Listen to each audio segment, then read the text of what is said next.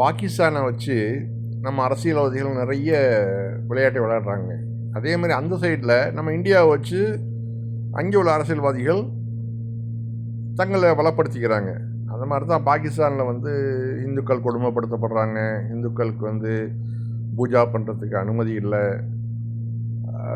இந்துக்களை வந்து ரொம்ப கொடுமைப்படுத்துகிறாங்க. அதாவது கம்பல்சரியாக மதமாற்றம் செய்கிறாங்க.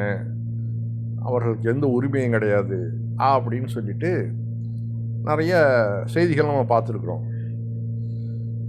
இவ்வளோக்கு அது வந்து இஸ்லாமிய நாடு. இஸ்லாமிய நாட்டில் அவர்கள் சட்டம் கூட போட்டால் கூட அதை கேட்கறதுக்கு என்ன அவங்க மிக மிக மிக சிறுபான்மை இனமாக இருக்கிறாங்க இந்துக்கள். ஆனாலும் அங்கே வந்து இந்துக்களுடைய எந்த ஒரு நடவடிக்கைகளுக்கும் எந்த ஒரு தடையும் கிடையாது. மிகவும் சந்தோஷமாகவும் உரிமையோடும் அவர்கள் வாழ்ந்துக்கிட்டு இருக்கிறாங்க. நம்ம இந்தியாவில் கூட கன்வார் யாத்திரா வந்து ரோட்டை அடைச்சி நடத்துவாங்க. அதே சமயத்தில் முஸ்லீம் வந்து ஜும்மாவில் ஒரு 10 நிமிஷம் இடப்பற்றாக்குறையினால் ரோட்டில் தொழுதாக்க அதை வந்து போலீஸை விட்டு அடிச்சு நொறுக்கிறது. அவர்கள் வந்து யோகி ஆதித்யநாத் வந்து நமக்கு அட்வைஸ் பண்ணுறது, நீங்கள் வந்து ஹிந்துக்கள்கிட்டேருந்து கற்றுக்குங்க அப்படின்னு சொல்லிட்டு. அந்த ஹிந்துக்கள் தான் கன்வார் யாத்திரா பண்ணுறாங்க. இன்னும் எத்தனையோ திருவிழாக்கள் நடக்குது, எல்லா ரோட்டில் தான் நடக்குது. முஸ்லீம்கள் யாரும் ஆட்சேபனை பண்ணுறதில்ல. அது அவர்களுடைய பழக்கம், அவர்களுடைய பண்டிகை அப்படின்னு சொல்லிட்டு ஒத்து போகிறோம்.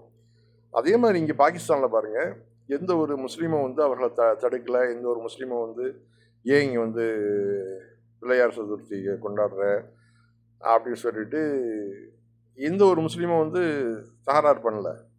மிகவும் சந்தோஷமாக அவர்கள் தங்களுடைய வாழ்க்கையை நடத்திக்கிட்டு இருக்கிறாங்க. அதுதான் நம்ம இந்த வீடியோவில் நம்ம பார்த்தோம்.